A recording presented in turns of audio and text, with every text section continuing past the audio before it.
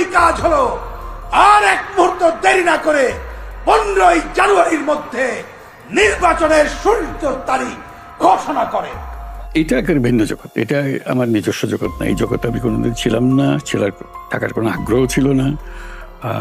এটার ডান বাম আমার জানা নেই। অনেকটা হাঁটিয়ে চলার মতো অবস্থা। একটু সংকোচ করছিলাম যে এটা যাওয়া ঠিক হবে না, যেহেতু আমি জগতের মানুষ নই। কিন্তু তারা আমাকে পারসুয়েট করেছে যে এই পরিস্থিতিতে আপনার আসা দরকার। ডক্টর মোহাম্মদ ইউনূস তিনি নিজেও চান না বাংলাদেশের ক্ষমতায় তিনি বেশি দিন বসে থাকতে, তাই তো বিভিন্ন অজুহাত দেখিয়ে তিনি সরে যেতে চাচ্ছেন এবং প্রধান উপদেষ্টার পদ ছেড়ে দিতে চাচ্ছেন। ইতিমধ্যেই কিছু মানুষ এই 2025 সালের 15ই জানুয়ারিতে নির্বাচন দিয়ে ডক্টর ইউনূসকে পাঠিয়ে দিতে চায়। এই বিষয়ে ডক্টর ইউনূসের সাথে লাইভ টকশো করেছেন এক সাংবাদিক, এবং সেই সাংবাদিকের উত্তরে জনাব ডক্টর মোহাম্মদ ইউনূস তিনি বলেছেন যে আমি আসলে এই জগতের মানুষ না, আমি নিজেও চাই সরে যেতে। এবং তিনি এবার স্পষ্ট করলেন কি কি ব্যর্থতা তার ভিতর থেকে প্রকাশ পেয়েছে এবং উপদেষ্টাদের মধ্য থেকে প্রকাশ পেয়েছে, এবং বাংলাদেশ আসলে কোন পথে হাঁটতেছে। এবার বাংলাদেশের ভিতর কি কি হচ্ছে, বিশেষ করে উপদেষ্টাদের ভিতরে, সেই কিছু গোপন কথা ডক্টর মোহাম্মদ ইউনূস শেয়ার করেছেন। দর্শক, আজকের ভিডিওটা খুবই গুরুত্বপূর্ণ হতে যাচ্ছে, তাই লাইক দিয়ে সম্পূর্ণ ডক্টর ইউনূসের লাইভ টকশোটি দেখবেন এবং তার কথাগুলো আসলে কতটা সহজ সরল স্বীকারোক্তি ছিল সেটা কিন্তু আপনারা দেখলেই বুঝতে পারবেন। আপনি আসলে তার কথার সাথে দ্বিমত পোষণ করেন কিনা বা সহমত পোষণ করেন কিনা, তার কথাগুলো সম্পূর্ণ শুনলেই বুঝতে পারবেন। চলুন আমরা তার সম্পূর্ণ লাইভ টকশোটি একটু শুনে আসি। আপনার 4 মাস হলো প্রায়, আপনার এই 4 মাস আর তার আগের 4 মাসের সময়টার মধ্যে যদি আপনি নিজে কখনো চিন্তা করেন কোন পর্বটা আপনার ভালো লাগে বা কোনটা খারাপ? খারাপ কোনোটাই না, খারাপটা বলবো না, তো ভিন্ন। আগের ছিল আমার নিজস্ব জগৎ, সারা জীবন ধরে যা যা করে আসছি সেটার মধ্যেই ছিলাম। নিজস্ব আয়োজন, নিজস্ব চিন্তা, তর্ক বিতর্ক হয়েছে, সেটা আমার মতো করে আমি ট্যাকেল করেছি, যে কি আমার উত্তরগুলো দিয়েছি, আমি আমার মতো করে চলে গেছি। সেই একবারে আমার একেবারেই নিজস্ব জগৎ। এটা একটা ভিন্ন জগৎ, এটা আমার নিজস্ব জগৎ না। এই জগতে আমি কোনোদিন ছিলাম না, থাকার কোনো আগ্রহ ছিল না। এটার ডান বাম আমার জানা নেই। অনেকটা হাঁটিয়ে চলার মতো অবস্থা। কাজেই সেই ভিন্ন জগৎ, বাট এটারও একটা চ্যালেঞ্জ আছে। এটা আমাকে তারা আহ্বান জানিয়েছে। প্রথমে একটু সংকোচ করছিলাম যে এটা যাওয়া ঠিক হবে না, যেহেতু আমি জগতের মানুষ নই। কিন্তু তারা আমাকে পারসুয়েট করেছে যে এই পরিস্থিতিতে আপনার আসা দরকার। শেষ পর্যন্ত আমি রাজি হয়েছি যে এইভাবে তোমরা প্রাণ দিয়েছো, তোমরা রক্ত দিয়েছো, কাজে আমার জন্য না হয়তো চ্যালেঞ্জিং হলোই, বা আমি যাই। তো আমি রাজি হলাম, সেভাবে এসছি। কাজে এটা ভিন্ন জগৎ, এই ভিন্ন জগতের মধ্যে এখন চলছি, দেখা যাক কোন দূর যেতে পারি। কিন্তু এই জগৎটা যদি শুরু না হতো অগাস্টের 8 তারিখে আপনার জন্য, তো তার পেছনের যে 4 মাস আপনাদের ততদিনে মনে হয় জেলে থাকার কথা ছিল হয়তো, অথবা আমি তখন প্রস্তুতি নিচ্ছিলাম কোন কোন দেশে যাব যাতে বাংলাদেশে ফিরে যেতে না হয়। আমি এক উপলক্ষে আরেক দেশে ছিলাম, সেখানে বসে প্রস্তুতি নিচ্ছি এখন ফিরে যাওয়া ঠিক হবে কিনা। যাওয়ার সময় দেখেছি উত্তেজনা, দেখে গেছি কারফিউ, দেখে গেছি কারফিউর ভেতর দিয়ে আমাকে যেতে হয়েছে। কাজে উত্তেজনা ক্রমেই বাড়ছে। সেটা আপনি কারফিউ ভঙ্গ করেছিলেন? আমি কারফিউ ভঙ্গ করে গেলাম, তা না হলে তো যেতে পারছিলাম না। ভাগ্যিস কেউ ধরেনি পথে, অত কড়াকড়ি কারফিউ ছিল না।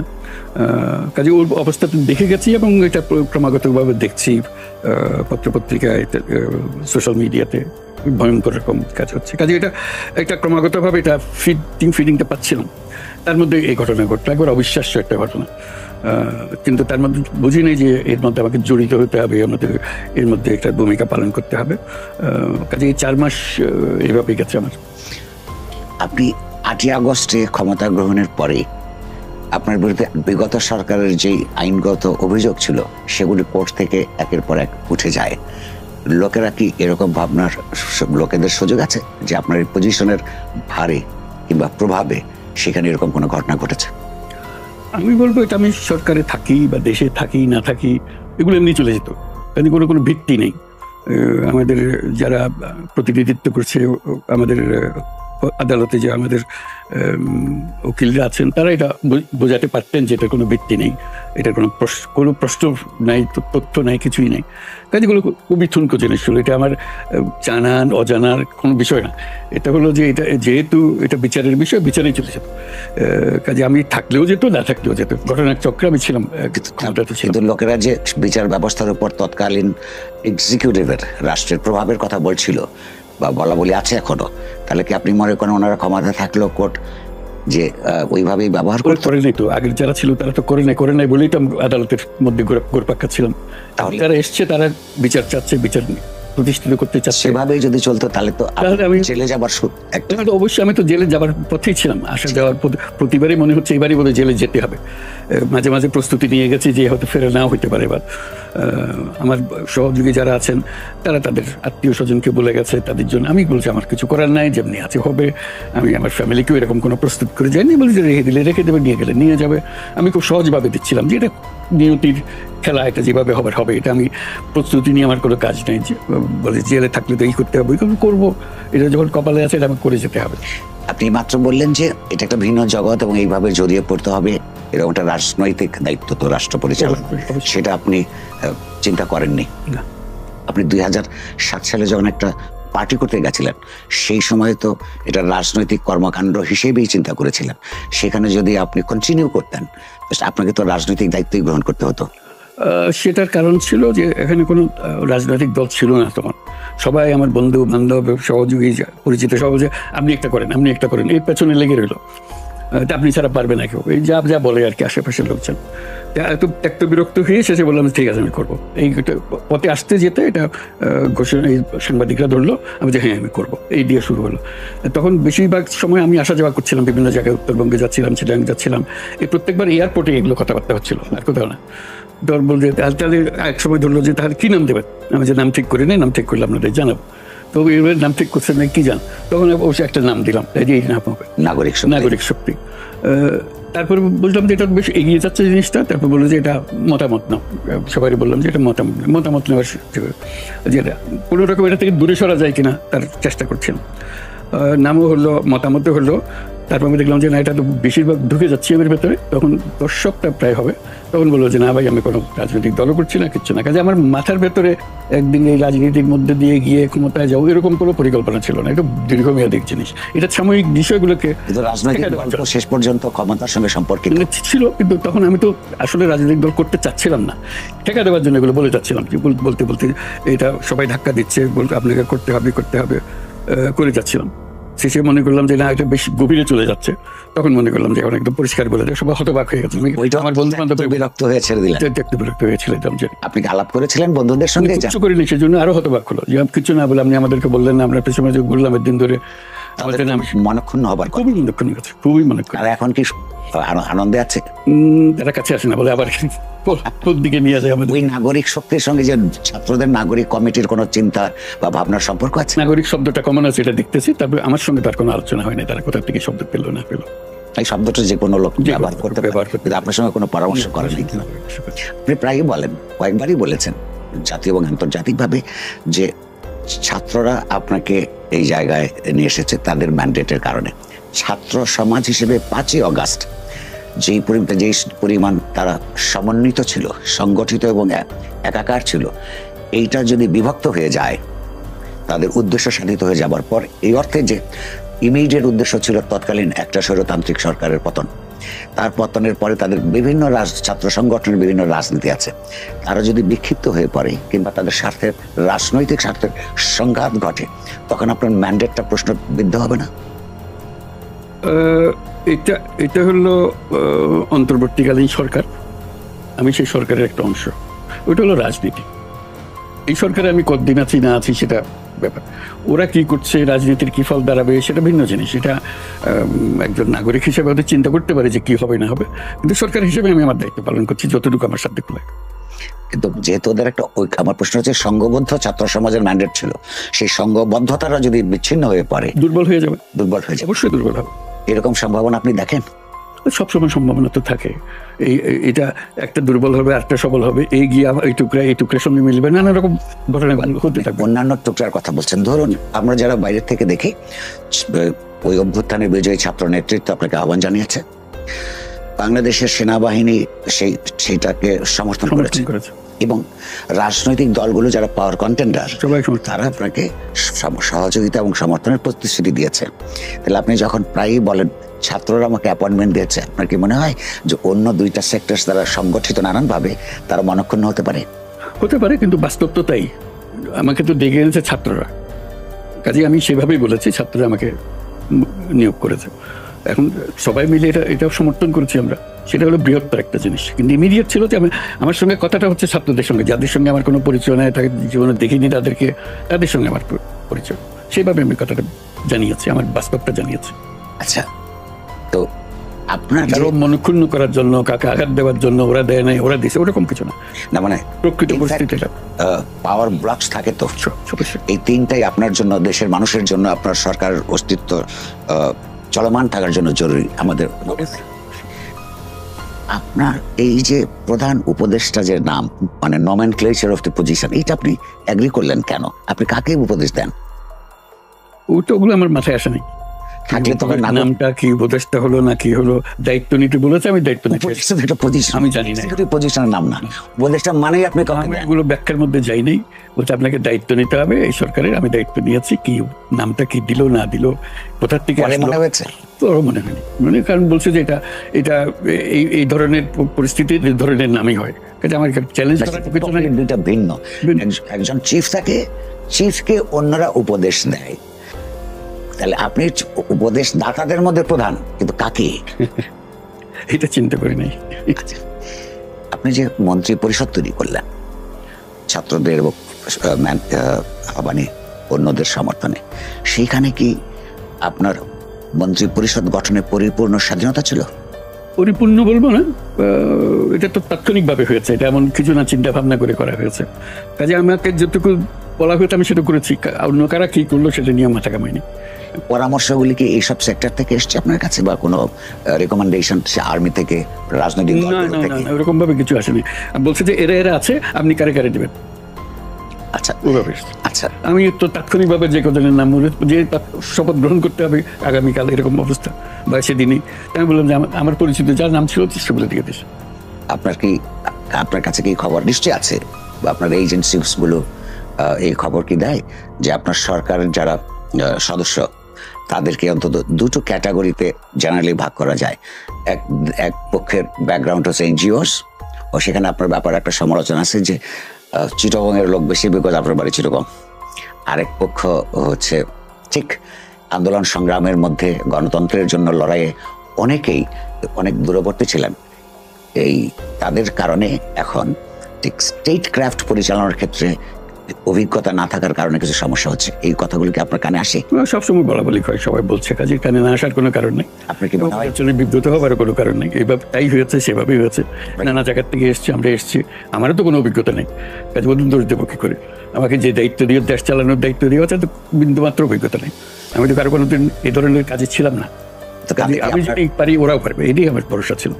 আপনার তাদের পারফরমেন্স নিয়ে আপনার কেমন? আমার নিজের পারফরমেন্স নিয়ে আমার সন্দেহ, ওদের পারফরমেন্স নিয়ে কি জিজ্ঞেস করবো? কিন্তু আপনারটা তো অন্যরা বলবে। আমি বলবো, আমি দেখছি তো। আপনি কি আপনার পারফরমেন্স নিয়ে সন্তুষ্ট?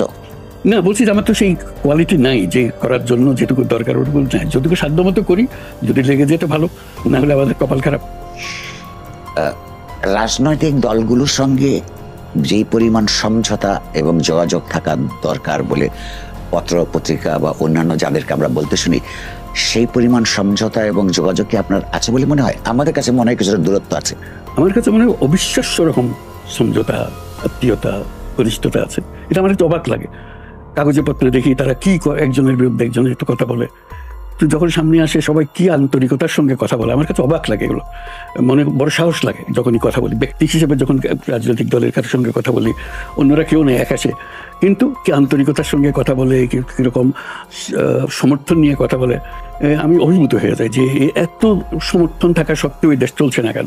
এর মধ্যে মাঝে মাঝে আবার এগুলো কাগজে পত্রে এরকম কথাবার্তা হয় কেন, এই দুরকম কেন, ব্যক্তিগত হয় আপনার? এটাও তো রাজনৈতিক কত কিছু অঙ্গভঙ্গি আছে বলে, যেগুলো চালু হয়ে গেছে। ওইভাবে কথা না বললে এটা রাজনৈতিক নেতা বলে মনে হয় না। ওইভাবে ওই শব্দে কথা বলতে হয়, সুরে কথা বলতে হয়, টেলিভিশনে গেলে ওই কণ্ঠে কথা বলতে হয়। কিন্তু যেই মাত্র ব্যক্তি হিসেবে কথাবার্তা বলেন, বলার সম্পূর্ণ ভিন্ন। কাজে সেটার আন্তরিকতা এবং সেটার ঘনিষ্ঠতা আমাকে অভিভূত করে, প্রতিবারই আমার এখানে অভিভূত করে। আপনাকে একটা অন্য কথায় আসি। আপনার সরকার সেপ্টেম্বর মাসে, সম্ভবত অক্টোবরে, একটা সিদ্ধান্ত নিয়েছিলেন যারা এই গণতন্ত্রের আন্দোলন এবং অভ্যুত্থানে প্রাণ দিয়েছেন তাদের প্রত্যেকটা পরিবারকে 30 লক্ষ করে টাকা দেবেন। পরবর্তীকালে জুলাই ফাউন্ডেশন হলো, সেখান থেকে কথা এসেছিল যে আহতদের 1 লক্ষ টাকা করে এবং 5 লক্ষ টাকা করে যারা শহীদ হয়েছেন, তরুণ তরুণী, ধনী গরিব মধ্যবিত্ত নির্বিশেষে তাদেরকে দেওয়া হবে। আপনি নিশ্চয়ই অ্যাওয়ার যে সেই প্রতিশ্রুতি পালিত হয় নাই এখনো। এটা কেন?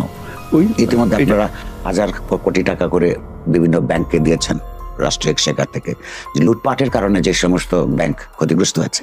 কিন্তু যারা এই ব্যবস্থাকে বদলালো তাদেরটা প্রায়োরিটিতে আসলো না কেন? তাদের প্রায়োরিটিতে ছিল বলেই তো কথা ঘোষণা হলো, প্রায়োরিটিতে ছিল, কিন্তু বাস্তবায়ন করা যায়নি। এগুলো হলো যে আভ্যন্তরীণ দুর্বলতা, ক্যারি আউট দ্য অর্ডার, এই যে কিভাবে টাকা কার কাছ থেকে কোথায় যাবে, কিভাবে বিতরণ হবে, এগুলো নিয়ে দেওয়ার ব্যাপারে কোনো সন্দেহ নেই। যত টাকা লাগে তাদের এই কমিটমেন্ট আছে এবং তাদের পুরো জীবৎকালে যত সমর্থন দরকার, যত পয়সা করি দরকার, সবকিছুর জন্য কমিটমেন্ট আছে। এটা নিয়ে কোনো সন্দেহ নেই, টাকারও কোনো অভাব নাই। এটা মাঝখানের যে কতদিন লাগতে পারে মোটামুটি? আমার এখন আর প্রজেক্ট করতে আমার ভয় লাগে, যে কথা বলে ওটা পারি না, তো শেষ পর্যন্ত গিয়ে পৌঁছে না। আন্তরিকতা তো মানুষ বিশ্বাস করে। আপনার অনুমান অন্তত এটা তো খুবই একটা ইমিডিয়েট এবং প্রায়োরিটির মধ্যে থাকার কথা। এটা কি বিউরোক্রেটিক ট্যাঙ্গলস এর কারণে হচ্ছে? ট্যাঙ্গলস এর মধ্যেই এই কার হাত দিয়ে কত কিভাবে যাবে, কার কাছ থেকে কোথায় যাবে, এগুলো নিয়ে গোলমাল হচ্ছে। বিউরোক্রেসির কিছু হচ্ছে না, কিন্তু সরকার, আপনার সরকারের বদনাম হচ্ছে। এটা আমাদের সবার সম্মিলিত বদনাম। ব্যুরোক্রেসিকেও দোষ দেবো না, তাদেরও নিয়ম কানুন আছে। আমরা হয়তো সেই নিয়ম কানুন বুঝি না বলে কানেকশনটা ঠিক মতো করতে পারিনি। আপনার কোনো টাইম লাইন আছে? যত সহজে আমি আবার মাস দিন একটা দিয়ে আবার বিব্রত হতে চাচ্ছি না আর কি। আচ্ছা, সাম্প্রতিককালে আপনি নিশ্চয়ই লক্ষ্য করছেন, আমরাও লক্ষ্য করছি যে সরকারের যে গণতান্ত্রিক সংস্কারের কর্মসূচি এবং নির্বাচন, এই দুইটাকে পরিপূরক না ভেবে একটা সাংঘর্ষিক পর্যায়ে চলে যাচ্ছে আলাপ আলোচনার মধ্যে। এটা কি আপনাকে চিন্তিত করে? না, এখনো সাংঘর্ষিক তো যায় নাই। আমরা যেভাবে অগ্রসর হচ্ছিলাম, একটা ফর্মুলা দিয়েছিলাম, একটা প্রক্রিয়া তৈরি করেছিলাম। এটা কাজে লাগে বা ব্যাকল হয় জানি না। প্রক্রিয়াটা হলো যে কতগুলো কমিশন বসিয়ে দিয়েছে, প্রত্যেকটা সাবজেক্টের উপরে কমিশন বসিয়ে দিয়েছি। এরকম 15টা কমিশন হয়েছে। তার মধ্যে 6টা কমিশন প্রথম ঘোষণা করেছিলাম এবং এই মাসে এই ডিসেম্বরের মধ্যে 90 দিনের মধ্যে সে রিপোর্ট দেওয়ার কথা ছিল। তারা 90 দিনই শেষ করতে পারে নাই, বলছে যে আগামী 7 তারিখে দেবে, জানুয়ারির 7, 1 সপ্তাহ দেরি হতে পারে। তো সেটা সহজ, কারণ আমরা আয়োজন করতেও সময় লেগেছে। ঘোষণা করেছি, তাকে বসার জায়গা দিতে পারি নাই, কোথায় কে কার সঙ্গে পরিচয় করি, ওই সময় লেগেছে। কাজে ঠিক 90 দিন সময় তারা পায় নাই সেই হিসেবে। তো তারা যদি 7 তারিখে দিয়ে দেয়, তাহলে জানুয়ারি 7 তারিখের মধ্যে আমরা সেই 6টা কমিশনের রিপোর্ট পাবো। ওইখানে যাবতীয় সংস্কার সংক্রান্ত ওই যে সাবজেক্টের উপরে আছে, যে বিষয়ের মধ্যে, সেখানে দেওয়া থাকবে, সবার সঙ্গে আলোচনা করে করা হয়েছে। তাদের সংস্কারের রূপরেখাটা আমরা পেলাম। একটা ইতিমধ্যে কনসালটেশন হয়েছে, ইতিমধ্যে মত বিনিময় হয়েছে। তার মধ্যে কোনোটা ঠিক আছে, কোনোটা ঠিক নেই। একটা তারা কমিশন যেটা মনে করেছে যে এইগুলি হলো আমাদের সারমর্ম, এইগুলো পেয়ে গেলে তখন এগুলো নিয়ে আসবে বৃহত্তর সংলাপের জন্য। যেটার একটা সংলাপ সেদিন হয়েও গেল, যদিও কোনো রিপোর্ট আসেনি, তবে প্রাথমিকভাবে একটা সংলাপ হলো। সবাইকে নিয়ে আলাপ করা, কোনটা পছন্দ কোনটা অপছন্দ, কীভাবে অগ্রসর হবে ইত্যাদি ইত্যাদি। কাজে সাবজেক্ট ওয়াইজ একটা বড় রকমের কনসেনসাস বিল্ডিং প্রসেস, যেটার জন্য আবার আলাদা একটা কমিশন ঘোষণা করলাম সেদিন। সেটা হলো এই 6 কমিশনের চেয়ারম্যানদের দিয়ে একটা কমিশন, যেটার প্রধান হিসেবে আবার বাইরের থেকে আমি নিজে এটা চেয়ারম্যান হলো এবং প্রফেসর আলী রিয়াজকে সহসভাপতি করলাম, যে আমরা মিলে এটা একটা কনসেনসাস ডেভেলপের চেষ্টা করি। সেই প্রক্রিয়াটা আমাদের ঠিক করতে হবে। এই কনসেনসাস কীভাবে হবে, সমাজের কোন কোন গোষ্ঠীর সঙ্গে কীভাবে আদান প্রদান হবে, তাতে একটা সম্মত একটা কিছু বার হওয়া যায় কিনা। অন্তত কিছু, সব কিছুতে একমত না হলেও কিছু বিষয় আশা করি একমত হওয়া যাবে। তখন সেটা আমাদের আসলো, এটাই আমাদের সংস্কার, এটা আমরা এক্সিকিউট করি। যেহেতু একমত হয়ে গেছে, তাহলে এটা ইমপ্লিমেন্ট করা সহজ হবে, বাস্তবায়ন করা সহজ হয়ে যাবে। এইভাবে আমরা চিন্তা করছি। এটা আবার কি মধ্য জানুয়ারিতে শুরু হতে পারে বলে মনে হয়? আশা করছি, হ্যাঁ, ডেফিনেটলি। তো অর্থাৎ এই আপনার সরকারের নিজস্ব কোনো সরকারি সংস্কার কর্মসূচি নেই, এই তো সম্বন্ধে আমাদের এটাই আমাদের বাইরে থেকে আসছে, বাইরে থেকে নিয়েই তো আমাদের হলো। এটা এভাবে একজনের মাথার থেকে তো আসবে না, 10 জনের মাথার থেকে এসে নির্যাস হয়ে এটা আসলো, তারপরেও আবার সবার সঙ্গে আমি বলছি যে সরকারের ক্যাবিনেটে, আপনার ক্যাবিনেটে কি আপনাদের কোনো নিজস্ব চিন্তা ভাবনা কোন সেক্টরে আছে? কিন্তু সেটা হাই কমিশনকে গিয়ে বলতে হবে, কারণ মতটা ঠিক থাকলে মত সংগ্রহ করার দায়িত্ব হলো কমিশনের। সরকার এইরকম করে কোনো কোনো প্রোগ্রাম না। রাজনৈতিক দলগুলোর সঙ্গে, প্রতিষ্ঠিত পুরনো রাজনৈতিক দলগুলোর সঙ্গে আমরা লক্ষ্য করছি যারা নতুন একটা রাজনৈতিক দল করতে যাচ্ছেন, তরুণরা যারা আন্দোলনে নেতৃত্ব দিয়েছেন তাদের একটা অংশ, তাদের মধ্যে পরিষ্কারভাবে বোঝা যাচ্ছে যে তারা সময় নিতে চায় নির্বাচনের জন্য। তরুণরা, রাজনৈতিক দলগুলো মনে করছে যে সংস্কার প্রক্রিয়ার পাশাপাশি নির্বাচন প্রক্রিয়াটা এগিয়ে আনার দরকার, কিন্তু তাদের কথাবার্তার মধ্যে সাম্প্রতিককালে পাবলিক ডিবেটস এর মধ্যে এক ধরনের তিক্ততাও তৈরি হয়েছে। আপনার নজরে এসছে? খুব ভালো করে নজরে এসছে। সেটা একটা দুশ্চিন্তার ব্যাপার নয়? মোটেই না। কি করতে বাইরে একরকম, ভেতরে আরেকরকম। আচ্ছা, সেই কারণে তারা শেষ পর্যন্ত একমত হয়ে যাবে। কিন্তু তরুণরা মনে করে, যাদের সম্পর্কে যেটা বলা আছে বা আমাদের সঙ্গে কথাবার্তা হয়, যে তারা দলটা করবে, দলের পরে কনস্টিটিউয়েন্সিগুলি বিল্ড আপ করবে, লোকগুলি তৈরি করবে, এই কারণে তার সময় দরকার। আর ঠিক সংস্কারটা মাথায় আছে, নিশ্চয়ই তারা সংস্কার চান। এই মুহূর্তে ক্ষমতার রাজনীতিতে তারা প্রায়োরিটি দিচ্ছেন তাদের নিজস্ব সংগঠন তৈরি করে নির্বাচন করা। এই কারণে অন্যরা মনে করে যে শুধু অন্য একটা গ্রুপকে সময় দেওয়ার জন্য নির্বাচন পিছিয়ে দেওয়া ঠিক হবে না। আপনি সেটার মধ্যে কোনো সমস্যা দেখছেন না? সেই জন্য ঘোষণা দিয়ে দিলাম, কতগুলো তারিখ দিয়ে দিলাম, যাতে এই সন্দেহ না থাকে। কারণ যত কিছু টানতে চান না কেন, আমি তো ঘোষণা দিয়ে দিচ্ছি, হয় এখানে হবে না হয় এখানে, দুটো তারিখ দিয়ে দিয়েছি। রাজনৈতিক দলগুলো তারপরেও বলছে যে আরো সুনির্দিষ্ট করে দিতে পারছে। এর ভেতর তারিখ চাচ্ছে, ও বাড়াতে চাচ্ছে না, এর ভেতরে তারিখ চাচ্ছে, কোন তারিখে করবেন না। আমরা বলছি সেটা ওই প্রসেসটা অগ্রসর হতে আমরা দেখবো। এটা তো আমরা কেন বাদ দিয়ে দিলাম, এই বেড়ে আমরা যাচ্ছিলাম, এইটা হলে এই পর্যন্ত, ওইটা হলে এই পর্যন্ত, এইভাবে আছে। কাজে ওটা তো ওনারা বুঝতেছেন না, তা বোঝেন, তবু কথাটা বারে বারে বলছে ইন কেস আমরা এটা অতিক্রম করতে চাই, তাহলে চাপের মুখে রাখতে চাই। সেটাই, এটা আমি বলবো, এটা আমাদের জন্য ভালো। আমাদেরকে চাপের মুখে রাখতে চাই, তারা আবার এটা ঠিকই বোঝে। বুঝবো তো বটে, কারণ আমরাও চাই যে চাপের মধ্যে থাকি, কারণ আমাদের ভেতরেও তো নানা মত থাকতে পারে। সেটা কাজে সেই জন্য একটা বাদ দিয়ে দেওয়া ভালো, এই পর্যন্তই। এর ভেতর থেকে আমাদের যা কিছু করতে হবে, এমন না যে কেউ বলে না 5 বছর লাগবে এটা সংস্কার করতে, বলে ফেলতে একজনে, যেটা বলতে না পারে। যে যা কিছু করতে হয় এই ঘটনা এর মধ্যে হতে হবে। এই সংস্কারের জন্য যে সমস্ত পদক্ষেপ নেওয়া দরকার, এই দীর্ঘমেয়াদী পদক্ষেপই করতে হবে, আরো 6 মাস বাড়াতে হবে, বললাম যে না, এর ভেতরে সবকিছু করতে হবে। কাজে এই যে একটা বাদ দেওয়াটা, এটা খুব দরকারি জিনিস আমাদের জন্য। এর মধ্যে আমরা যেন সবকিছু সম্পন্ন করতে পারি। আপনার মন্ত্রী পরিষদের তরুণ সদস্যদের কেউ কেউ কিছু এইসব ব্যাপারে পাবলিক স্টেটমেন্ট করার পর অনেক বিতর্ক তৈরি হয়েছে, আপনি নিশ্চয়ই খেয়াল করেছেন। এবং সরকারের সঙ্গে রাজনৈতিক দলগুলোর একটা অবিশ্বাসের সম্পর্ক তৈরি হতে পারে, এরকম কিছু স্টেটমেন্ট এসছে। আপনি কি আপনার পরিষদ সদস্যদের সঙ্গে এ বিষয়ে কথা বলেছেন? ক্রমাগত আলাপ হয় এবং সেটার জন্য আমাদের একটা প্রক্রিয়াও আছে, যাতে করে সব রাজনৈতিক দলের সঙ্গে আমরা বরাবর নিজস্ব আলাপ করি, ব্যক্তিগতভাবে আলাপ। পরিষদ সদস্যদের পাবলিক স্টেটমেন্টের জন্য যে ভুল বোঝাবুঝি হয়, সেটা নিয়ে নিজেদের মধ্যে একটু ভুল বোঝাবুঝি হয়। ওই সাংবাদিকদের সামনে গিয়ে কি বলে ফেলে, আমাদের তো অভ্যাস নাই, কাজে একটু গোলমাল হয়ে যায় এগুলো। পরে আবার বলে যে আমি ওইভাবে বলি নাই, আমার বলার এইভাবে ছিল, ইত্যাদি ইত্যাদি। তবে ঐক্যমতের কোনো অভাব নেই, আমরা যেগুলো বলছি সেগুলো সম্বন্ধে আমরা একমতেই আছি, এটার মধ্যে কোনো অসুবিধা নেই। আপনার সর্বশেষ বক্তৃতায় দুটো আপনার পোলাইট অ্যাডমিশন ছিল, আইন শৃঙ্খলার বিষয়ে এবং দ্রব্যমূল্যের ব্যাপারে সরকার যে পরিমাণ আশা করেছে সেই পরিমাণ সাফল্য আসে নাই, সেটাও বেশ কয়েকদিন হয়ে গেল। এগুলির জন্য বিশেষভাবে আপনারা নতুন কোনো পদক্ষেপ নিয়েছেন বা চিন্তা করছেন? সবসময় চেষ্টা করি, এটা তো আজকের সমস্যা না, এটা বরাবরের সমস্যা আমাদের। যতদিন এই সরকার আইন শৃঙ্খলা, একটা হলো বাজার মূল্য। বাজার মূল্যের জন্য যত রকমের বুদ্ধি আছে সবকিছু আমরা করেছি, আমাদের বুদ্ধিতে যত কুলিয়েছে। যেমন যেমন প্রতিদিনের খবর, কোন বাজারে কত টাকা উঠলো, কোন টাকা কমলো, বাজার ভিত্তিক। এমন না যে সারা বাংলাদেশের অমুক বাজারে কত, অমুক বাজার, তার মধ্যে রকম ফের হয়, কেন রকম ফের হচ্ছে, এটা একসঙ্গে এটাতে পড়ছে ওটাতে বাড়ছে কেন, এক বাজারে পড়ছে এক বাজারে উঠতেছে, তো সেটা দেখা কিভাবে হলে এটাকে নিরসন। সেটা তো অ্যানালিসিস হিসাবে, কিন্তু অ্যানালিসিসের যে রেজাল্ট, সেইটার জন্য আপনারা অ্যাকশন কি? অ্যাকশনের জন্য হলো যে যেগুলো মাথায় বুদ্ধি আছে সেগুলো প্রয়োগ করা, যেমন ট্রাক দিয়ে দেওয়া, যে ট্রাকে মাল আসুক, ট্রাক হলো যে বিটিআরস এর কাছে ট্রাক আছে, ট্রাক নিয়ে আসি, ট্রাক দিয়ে মাল আসতে থাকুক, কোথায় কোথায় বাজারে এগুলো উঠছে, সেখানে কোনো সমস্যা হচ্ছে কিনা, এই যে চাঁদাবাজির বিষয় আছে, চাঁদাবাজিটা কমানো যায় কিনা, ইত্যাদি ইত্যাদি। যা কাগজে আপনারা দেখতেছেন একই জিনিস, আমাদের কাছে তাই আছে। বাংলায় যেই ফুলকপির দাম 2 টাকা, ঢাকার বাজারে 40 টাকা। বরাবরই পুলিশ থেকে শুরু করে মিডিয়া সবসময় বলেছে যে পথে পথে যে চাঁদাবাজি হয় তাতে খরচটা বেড়ে যায়। এটা আপনার সরকারও জানে, কিন্তু আমরা এই যে নতুন করে একদল চলে যাওয়ার পর আরেক দল চাঁদাবাজদের দেখতে পাচ্ছি, তাদেরকেও গ্রেফতার হয় না এই অপরাধে। এটা সমাধান হয়নি, কিন্তু গ্রেফতার হচ্ছে না। এই যে ডিটার করার জন্য সরকারি পদক্ষেপ না থাকলে এইটা তো চলবার কোনো কারণ নাই।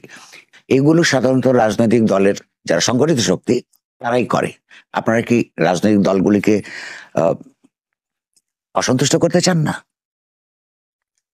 আইনের ক্ষেত্রে দল অসন্তুষ্ট হয়ে সারা দেশ অসন্তুষ্ট হয়ে যাচ্ছে, রাজনৈতিক দলকে অসন্তুষ্ট করতে হবে। আমরা এই বিষয়ে এই ধরনের অপরাধের জন্য কোন গুরুত্বপূর্ণ কাউকে বা তাদেরকে গ্রেফতার হতে দেখি নাই। এটা আপনি কিভাবে ব্যাখ্যা করবেন? আমরা হয়তো ধরতে পারছি না তাদেরকে এখনো জুত মতো।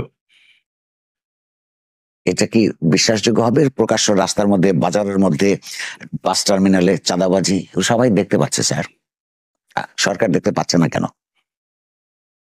সরকারের চোখ অত পরিষ্কার না আর কি।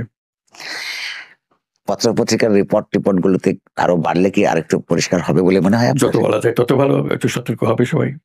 আমার স্ত্রীকে জিজ্ঞাসা করেছিলাম, তোমার কোনো প্রশ্ন আছে? আমি বড় স্যারের সঙ্গে কথা বলবো। তিনি বলছেন যে সিন্ডিকেট গুলো আছে, সরকারের জানার কথা তারা কোথায় স্টক করে, সেগুলো রেড করলেই পারে। নাগরিক হিসেবে আমার স্ত্রীর এই প্রশ্নের আপনার কি উত্তর? উত্তর হলো যে সিন্ডিকেটে এই মাল আনা নেওয়া করে। আমরা চেষ্টা করছি যে বাইরে যারা আছে, সিন্ডিকেটের বাইরে, তাদেরকে কি কি সুবিধা দিলে তারা এই ব্যবসাতে আসছে। ব্যবসা যে আমরা দুজনে মিলে ঠিক করলাম যে আমরা মাল আনবো, আমরা বিক্রি করবো। যখন সেটা যদি মাল গুদামে রেখে দেয়, বাজারে বিক্রি না করে, তখন গিয়ে করতে পারেন। আপনার সরকার কি এগুলো খেয়াল করেছে?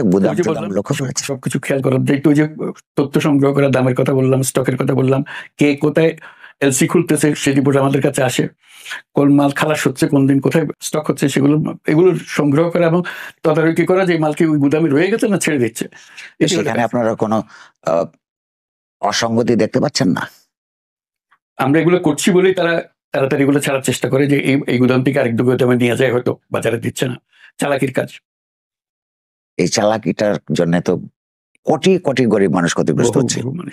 সবাই মানেটা হচ্ছে যে এই ব্যবধান থাকবার কোনো কারণ থাকতে পারে না, এবং সেইটা প্রধানত সরকারের দেখবার বিষয়। মানুষের অভিযোগ হচ্ছে সরকার এটাই দেখছেন, আপনি সেটা ফিল করেন? আমি ফিল করি। তো কোনো এই সরকারের বিরুদ্ধে কিছু প্রয়োজনে, রাষ্ট্র তো কিছু প্রয়োজনে, মানুষের প্রয়োজনে কঠোর হয়। আপনাদের বিরুদ্ধে সুশীলতার অভিযোগ আছে, কঠোর হচ্ছেন না। আমরা আমাদের সাধ্য মতো কঠোর হয়ে, হয়তো যে কঠোর মানুষের মনে আছে দূর হতে পারছে না, কিন্তু আমরা যেদিন যত কঠোর হইনি অত সে পরিমাণ কঠোর এখন হতে চাচ্ছি। আচ্ছা, আরেকটা আমরা একটু অন্য দিকে যাই। এটা আমরা সবাই জানি এখানে যে বাংলাদেশে এত বড় একটা রাজনৈতিক রক্তাক্ত পরিবর্তনের মধ্য দিয়ে মানুষের মনের মধ্যে গণতন্ত্র প্রতিষ্ঠার কিছু আকাঙ্ক্ষা তৈরি হয়েছে। সেইটাকে আমাদের পাশের দেশ ভারত এক ধরনের সন্ত্রাসবাদী তৎপরতা হিসেবে চিহ্নিত করছে এবং নানান কথা বলছে। এটা আমরা ঠিক জাতীয়তাবাদী চৈতন্য থেকে নয়, দেশকে ভালোবাসি বলে নয়, তথ্য বিকৃতি হিসেবে আমরা নানান জায়গা থেকে এগুলো মিডিয়া এটা সাধ্যমতো বলছে। কিন্তু সেটা একটা হচ্ছে মিডিয়ার লড়াই, আর হচ্ছে যে বস্তুত ফাংশনাল ডিপ্লোম্যাসিতে আপনার এই কদিনের অভিজ্ঞতা অনুযায়ী ভারতের সম্পর্কে একটা সুষ্ঠু ওয়ার্কিং রিলেশন তৈরি হওয়ার ক্ষেত্রে কি আমরা এগোতে পেরেছি? আমরা বরাবরই চেষ্টা করছি ভারতের বিভিন্ন পর্যায়ে সম্পর্ক তোলা এবং তাদের কাছে প্রকৃত পরিস্থিতি তুলে ধরা। প্রথমবার যখন প্রধানমন্ত্রী নরেন্দ্র মোদীর সঙ্গে ফোনে আলাপ করলো, উনি ফোন করেছিলেন, ফোনে যেদিন আলাপ করলো উনি অভিযোগ করলেন যে এখানে হিন্দুদের উপর অত্যাচার হচ্ছে ইত্যাদি। তা বললাম যে এটা অতিরঞ্জিত কতগুলো সংবাদ আপনার কাছে যাচ্ছে, কাজে এটা আপনি বিশ্বাস করেন না। যদি আপনি প্রকৃত তথ্য জানতে চান, আপনি আপনাদের সাংবাদিকদের পাঠান, এখানে আসুক, তারা দেখুক, দেখে রিপোর্ট করুক। কাজেই আমাদের তথ্যগুলো যদি আস্থায় আনতে না চান তাহলে এটি প্রকৃত পরিস্থিতি। পরবর্তীতে অনেকে এসেছিলেন, ভারতীয় সাংবাদিক এখানে এসছেন, সেগুলো তারা রিপোর্ট করেছে। আমরা চেষ্টা করছি যাতে করে অতিরঞ্জন থেকে বাঁচা যায়। কিন্তু কিছু সংবাদ আছে এগুলো কোনো অতিরঞ্জনের বিষয় না, এটা একবারে গাঁজাখুরি কতগুলো কথা দিয়ে যাচ্ছে, ওটা তারে সামনে দেখাই দিলেও হবে না। তো সেরকম তারা চলছে, নানা রকম আজগুবি সংবাদ দিচ্ছে। তো পরবর্তীতে যখন তাদের সঙ্গে আলাপ হয় তখন এবার তাদের পররাষ্ট্র সচিব যখন আসলেন তখন বললাম যে এরকম কেন হচ্ছে। তো বললো যে ওটা আমাদের সরকারের বিষয় না, সরকারের মধ্যে জড়িত না, এগুলো মিডিয়ার বিষয়, এগুলো আমাদের আওতার বাইরে। কাজে সরকার এটার থেকে দূরে সরলো, সেটা আমাদের জন্য একটা বড় অ্যাচিভমেন্ট। একদিন সরকার এটার মধ্যে জড়িত ছিল বলে অনেকটা প্রকাশ করছিল, এখন সরকার বলছে এটা আমাদের না, কাজেই এটা হয়ে গেল। আমরাও চেষ্টা করছি এখন আমাদের তথ্যগুলো তাদের কাছে দেওয়ার জন্য। ইন্টারন্যাশনাল করেসপন্ডেন্টরা যখন আসে, সব সাংবাদিকরা আসে, তারা করে। এখন মনে হয় ইন্টারন্যাশনাল কাভারেজ ইত্যাদির কারণে অত বেশি জুত করতে পারছে না, দিচ্ছে এখনো খবর দিচ্ছে, উল্টাপাল্টা খবর দিচ্ছে, কিন্তু জুত করতে পারছে না, যেহেতু আন্তর্জাতিক যারা সাংবাদিক আছেন তারা এগুলো রিপোর্ট করছেন। আগে বলছিল যে এটা ইসলামিস্ট একটা অভ্যুত্থান হয়েছে, এটা তালেবানদের হাতে চলে গেছে ইত্যাদি। এখন পত্রপত্রিকা যখন ইন্টারন্যাশনাল কাগজপত্র যখন আসছে, কাজে ওখানে ফেলেও দিতে সুবিধা করতে পারছে। কাজে যতই তারা করুক না কেন, এই ধরনের যে প্রপাগান্ডা যেগুলো ছিল, প্রচারণা যেটা ছিল, সেটা আগের থেকে অনেক কমেছে। তাতে সব রকমের প্রচারণা বন্ধ হয়ে গেছে এটা বলবো না, এর প্রচারণা আছেই। এটা রাষ্ট্রের দিক থেকে কোনো হস্টিলিটিস কি টের পান আপনি? না, আমাদের যে রাষ্ট্রীয় দিক থেকে কোনো হস্টিলিটি নাই। আমাদের তো এই যে বললাম, তারা পরিষ্কারভাবে বললো যে এটার সঙ্গে আমাদের কিছু না, আমাদের সঙ্গে রাষ্ট্রের সঙ্গে সম্পর্ক, আমরা আমাদের বক্তব্যের মধ্যে এগুলো নাই। এবং আমরা বলছি যে আমাদের সম্পর্ক খুব গভীর সম্পর্ক হতে হবে এবং ঘনিষ্ঠ সম্পর্ক হতে হবে, এবং এটা আমরা এখন মেঘ জমেছে, মেঘটা কাটিয়ে উঠতে হবে। এটা বলছে মেঘটা কাটানোর জন্য আমাদের চেষ্টা করতে হবে, উভয় পক্ষে, সেটা আমরা চেষ্টা করি। মানবতা বিরোধী অপরাধের বিচার হওয়ার জন্য আপনার সরকার প্রাক্তন প্রধানমন্ত্রী শেখ হাসিনাকে বাংলাদেশে ফিরিয়ে আনবার একটা উদ্যোগ গ্রহণ করেছে, অফিসিয়ালি চিঠি দিয়েছেন আপনারা। আপনার ধারণা রিজনেবল টাইম বলে আর কতদিনের মধ্যে উত্তর আশা করেন? আমার কোনো ধারণা নেই এগুলো কতদিন সময় লাগতে পারে। আপনার ফরেন মিনিস্ট্রি নিশ্চয়ই আপনাকে না, এখনো জিজ্ঞেস করেনি কতদিন লাগবে। আমরা প্রক্রিয়া শুরু করেছি, এখন দেখবো তারা কি জবাব দেয়, তারা জবাব দিচ্ছে কিনা, এটা ফলো আপ করবো। ডেফিনেটলি একটা গতি নেবে এটা। কতদিন অনুমান করে আপনারা আবার চিঠি দিবেন? এটা একটা সময়, এটা মাসখানিক বলেন, আমরা ফলো আপ করবো, দেখেন কি হয়। আমরা একটু পশ্চিমে যাই। মার্কিন যুক্তরাষ্ট্রের নতুন প্রেসিডেন্টের সঙ্গে ভারতের প্রধানমন্ত্রী নরেন্দ্র মোদীর অনেক ভালো সম্পর্ক, এবং ডোনাল্ড ট্রাম্পের ক্যাবিনেটে ইন্ডিয়ান বর্ন 7 জন মন্ত্রী আছে বলে শোনা যায়। আপনার সঙ্গে পশ্চিমের সম্পর্ক ভালো বলে মানুষ মনে করে। তাদের এই সম্পর্ক কি আমাদের দেশে দ্বিপাক্ষিক সম্পর্কের মধ্যে কোনো ক্ষতির কারণ হতে পারে বলে আপনি আশঙ্কা করেন?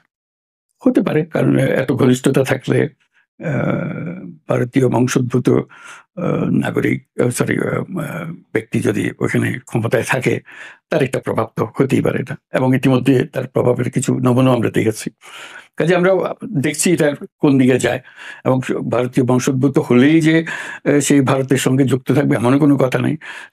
সে হয়তো আমাদের দিকে বেশি মনোযোগ দিতে পারে। আমরা দেখছি সেগুলো কিভাবে আমরা বার করতে পারি, যে কারা কারা আমাদের দিকে সহানুভূতিশীল হবে, কিভাবে আমরা তাদের সহানুভূতিটা পেতে পারি, নতুন সরকারের সঙ্গে সম্পর্কটা কিভাবে গড়ে তোলা যায়।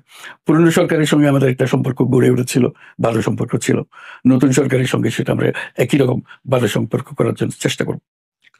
ইতিমধ্যে কি কাজকর্ম এই ব্যাপারে শুরু হয়েছে?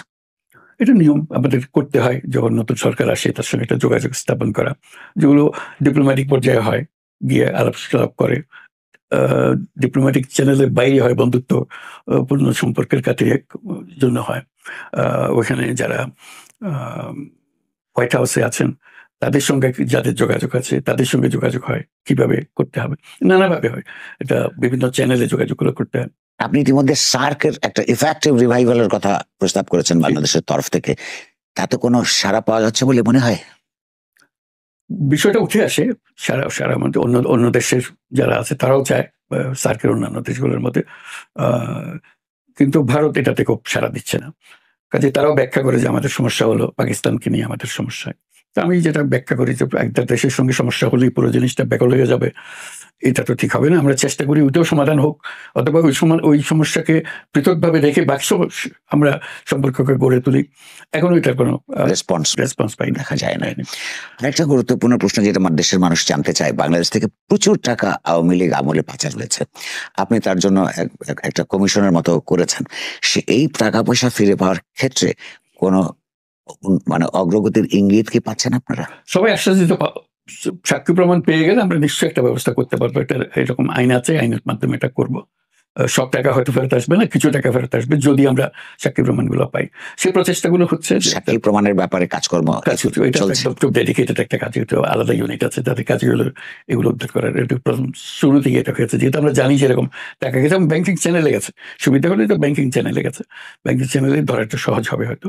এগুলো সুটকেস বোর্ডে যেগুলো নিয়ে গেছে সেগুলো মুশকিল আছে সেগুলো ধরা, কিন্তু এগুলো তো চ্যানেলের ব্যাপার। কাজে ওরা অবশ্য যেগুলো যারা এক্সপার্টস আছে যারা এই কাজে করে তারাও বলতে চায় এটা সম্ভব, কিন্তু সম্ভব বলে কতদিন আমরা বসে থাকবো, এটাই হলো বিষয় আর কি। এটা আইনগত বিষয় আছে, কি সাক্ষী প্রমাণ তারা কি চায়, কিভাবে এটা আইডেন্টিফাই হবে, কার কাছে গেল, আইন ভঙ্গ করে গেল। কিছু কিছু আশা মাঝে মাঝে পাই যে এটা হবে, এখনো চূড়ান্ত কিছু পাইনি। মানে আমাদের আশা করবার কারণ আছে, আশা করার কারণ অবশ্যই কারণ আছে। কিরকম সময় লাগতে পারে বলে আপনার ধারণা? এটা তো তাদের কথা তো কিছু বুঝতে পারি না। এটা যে একটা স্ট্যান্ড লাইন আছে এর মধ্যে গিয়ে এটা শেষ হবে, এটা এখনো বুঝি নাই যে এটা কতদিন লাগতে পারে। আমি একটা আন্দাজে বলে দিতে পারি আপনাকে, কিন্তু আমার মনে হয় না সেটা বলা ঠিক হবে। তো সামনের নির্বাচনের পরে এই যে এরকম দায়িত্ব শেষ করবার পরে আপনি পরবর্তীকালে কি করার প্ল্যান আপনার? আমি তো বরাবরই বলছি যে আমি এদের সাময়িক বিষয় ছিল, আমি আমার এই দায়িত্ব পালন করে আমি আমার পুরনো আনন্দের জগতে ফিরে যাব। এই অভিজ্ঞতার উপর কোনো বই লেখার পরিকল্পনা আছে আপনার? না, এরকম চিন্তা করিনি। আপনি বইয়ের কথা মনে করিয়ে দিয়েছেন, আমি দিন কাটানো নিয়ে ব্যস্ত আছি। আপনাকে অনেক ধন্যবাদ সময় দিবেন। আপনাকে অসংখ্য ধন্যবাদ। অনির্বাচিত সরকার ক্ষমতা দীর্ঘায়িত করবে সেইটাও আমরা চাই না। আসেন এই দায়িত্ব আমরা পালন করি। আর অন্তর্বর্তীকালীন সরকার, নতুন একটা শব্দ দেখবেন, সবাই বলে কি দেখবেন, অনেকে, আমার বিবেচনাটা পরিকল্পিত অন্তর্বর্তী সরকার। তার মানে কি, কালীন শব্দটা বলে না, মানে ওনারা কালটাল বলতে চায় না। আমরা বলি আপনার অন্তর্বর্তীকালীন সরকার, টাইম ফ্রেম করেন। অন্য আলোচনায় গেলাম না। 15ই জানুয়ারি নাকি কি ভাবছেন? আমি বলি 15ই জানুয়ারিতে দয়া করে সংস্কারের নামে কি করতে চান পরিষ্কার করে বলেন। বললে আমরা বলেছি আগের স্বৈরাচার অনেক প্রতিষ্ঠান ধ্বংস করে দিয়েছে, এটা গড়ে তুলতে হবে। তা আপনি যদি কিছু রিকমেন্ডেশন দেন ভালো কথা, আমাদের সাথে কথা বললে পরামর্শ দেব। শুনে রাখেন ভাই, কথাটা কিন্তু বলে না। 3 বার ডাকছিল ইস্যু ভিত্তিক সংলাপ, 1 সেপ্টেম্বর থেকে বলছিল, কিন্তু এখনো সংলাপ করে নাই। আশা করব আমাদের সাথেও কথা বলেন, আন্দোলনকারী শক্তির সাথে কথা বলেন, কথা বলে যতটুকু ঐক্যমত্য করা যায় কাজ শুরু করেন। কি কি করবেন বলেন। কিন্তু জরুরি কাজ হলো আর এক মুহূর্ত দেরি না করে 15ই জানুয়ারির মধ্যে নির্বাচনের সূচিত তারিখ ঘোষণা করেন। ডক্টর মোহাম্মদ ইউনূসের দোষের শেষ নেই। ডক্টর মোহাম্মদ ইউনূস তিনি ক্ষমতায়, তিনি আসলে কিন্তু আসতে চান নাই। তো ডক্টর মোহাম্মদ ইউনূসকে ক্ষমতায় না আনার জন্য কিছু মানুষ কিন্তু কাজও করেছিল। তার ভিতর অন্যতম ভূমিকায় ছিলেন আসিফ নজরুল, যেটা কিন্তু আমরা সাংবাদিক ইলিয়াসের ভিডিও দেখে বুঝতে পেরেছি যে আসিফ নজরুল বা তাদের ভিতরের মানুষজন বলেছিল যে ডক্টর মোহাম্মদ ইউনূস ক্ষমতা নিতে আগ্রহী না। কিন্তু ছাত্র জনতা, যে সমস্ত বৈষম্য বিরোধী ছাত্র আন্দোলনের নেতা পর্যায়ে ছিল বা যে সমস্ত বৈষম্য বিরোধী ছাত্র আন্দোলনের যারা শেল্টার দিয়েছিল, তারা বলছে যে আমরা আসলে ডক্টর মোহাম্মদ ইউনূসের সাথে কথা বলতে চাই। ডক্টর মোহাম্মদ ইউনূসের সাথে তারা কথা বলার পরে এ বিষয় নিশ্চিত হয়েছে যে ডক্টর ইউনূসের সাথে তারা বাদে আর কেউ যোগাযোগই করেনি। তখন ডক্টর ইউনূস এ বিষয়ে বুঝতে পারে যে কেউ হয়তো এখানেও বিভিন্ন ধরনের কৌশল অবলম্বন করে ছাত্রদের বিরুদ্ধে কাউকে দাঁড় করাতে চাচ্ছে। তখন ডক্টর মোহাম্মদ ইউনূস তিনি নিজে ক্ষমতায় বা তিনি আসলে যে দায়িত্ব, সেই দায়িত্ব গ্রহণ করার মনোনিবেশ করেন এবং তিনি 8 তারিখে 8ই আগস্ট তিনি কিন্তু এই সরকারের দায়িত্ব, অর্থাৎ অন্তর্বর্তীকালীন সরকার দায়িত্ব, সেটা তিনি গ্রহণ করেন। তো তারপরেও ডক্টর ইউনূস যে কাজগুলো তিনি আসলে যেই মাইন্ড বা তিনি যেই বুদ্ধিমত্তা দিয়ে যে দেশকে যেভাবে এগিয়ে নিয়ে যেতে চান, বিভিন্ন জায়গায় তিনি বাধার সম্মুখীন হয়, সে বিষয়টাও কিন্তু তার লাইভ টক শোতে উল্লেখ করেছেন। সুতরাং সে বাধা বিপত্তির পরও তিনি যতটুকু বাংলাদেশের জন্য করছেন, নিঃসন্দেহে তিনি সেটা প্রশংসার দাবি রাখেন। আপনি আসলে কি সেটাই মনে করেন? কমেন্ট অপশনে জানিয়ে যাবেন। ভালো থাকবেন সবাই। আসসালামু আলাইকুম আ রহমতুল্লাহ।